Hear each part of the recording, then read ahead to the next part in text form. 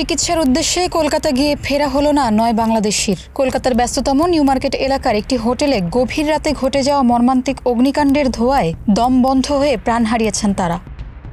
Police ও fire service সূত্রে জানা গেছে, গতকাল রাত 2টার দিকে হোটেলের 3 তলায় এসি বিস্ফোরণ থেকে এই ভয়াবহ আগুনের সূত্রপাত হয়। এলাকাটি অত্যন্ত ঘনবসতিপূর্ণ এবং অলিগলি সরু হওয়ায় ফায়ার সার্ভিসের গাড়ি ভেতরে ঢুকতে পারেননি। বাইরে থেকেই জল ছিটিয়ে আগুন কিছুটা নিয়ন্ত্রণে এনে উদ্ধার কাজ শুরু করতে হয় কর্মীদের। পিটিআইকে পুলিশ জানিয়েছে, নিহতদের কারো শরীরে পোড়ার ক্ষত ছিল না। ঘন কালো ধোঁয়ায় রুমগুলো আচ্ছন্ন হয়ে যাওয়ায় নিঃশ্বাস বন্ধ হয়ে তাদের মৃত্যু হয়েছে। হাসপাতালে নেয়ার পর চিকিৎসকরা তাদের মৃত ঘোষণা করেন এবং আশঙ্কা করা হচ্ছে মৃতের সংখ্যা আরও বাড়তে পারে।